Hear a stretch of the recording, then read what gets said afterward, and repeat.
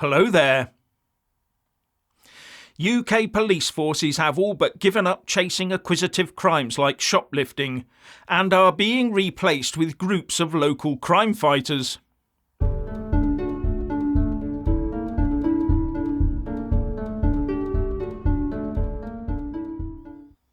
The chairman of the John Lewis Partnership, Dame Sharon White, writing in The Telegraph, has echoed what other trade bodies have been saying, that UK high streets risk becoming looting grounds for emboldened shoplifters and organised crime.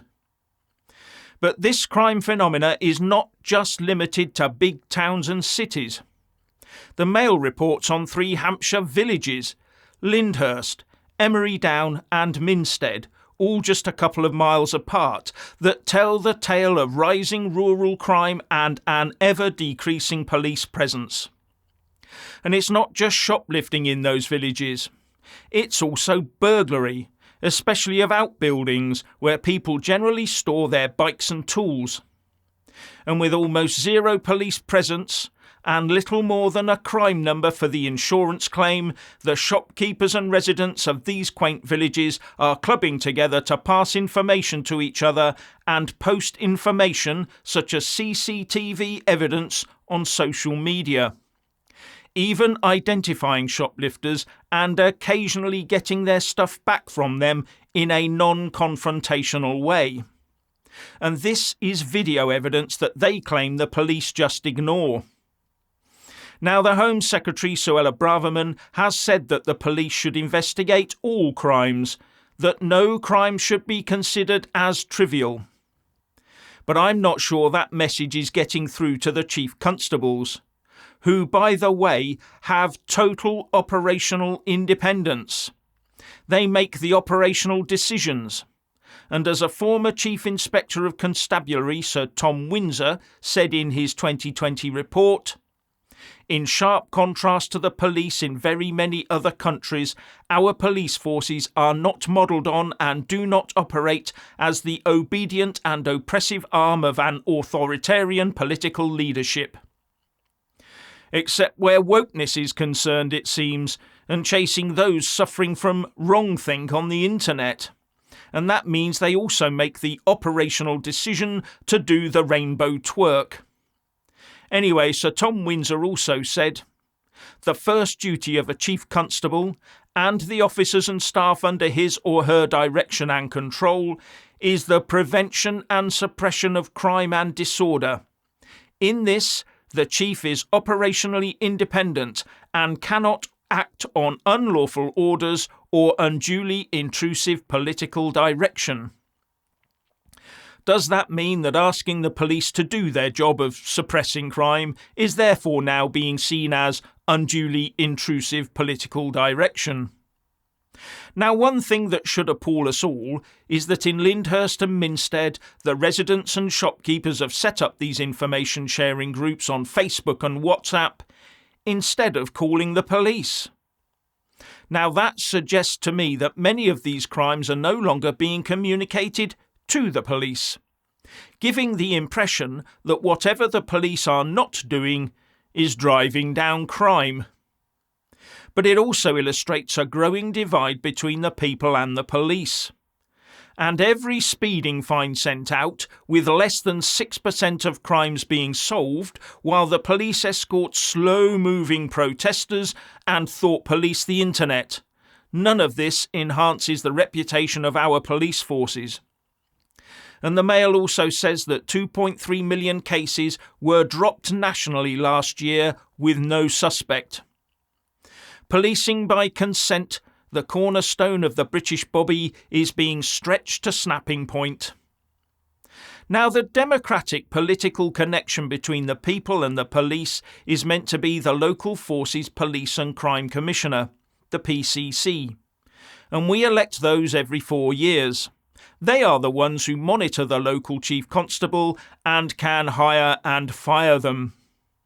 But just like all politicians, the only time you hear from the PCCs is just before an election. Now, the last PCC elections were delayed a year until 2021 due to the pandemic.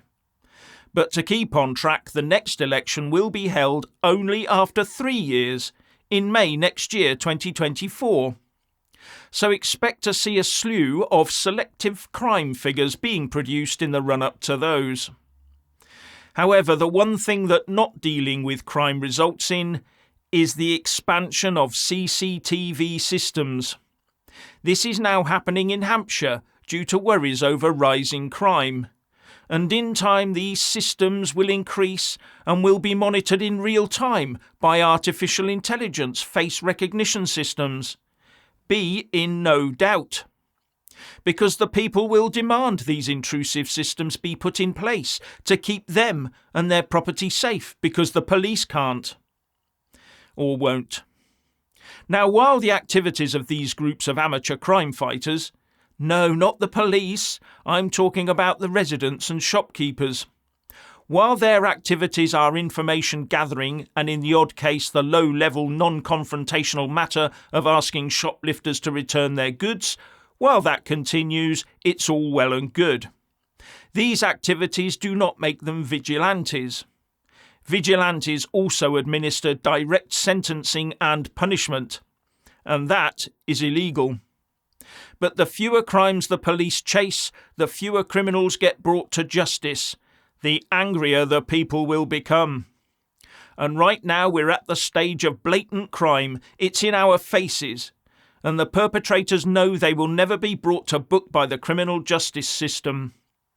And part of that is a burgeoning underground economy, as evidenced by all the mostly empty new barber shops and the number of people illegally entering the country and engaging in the trade of illicit substances.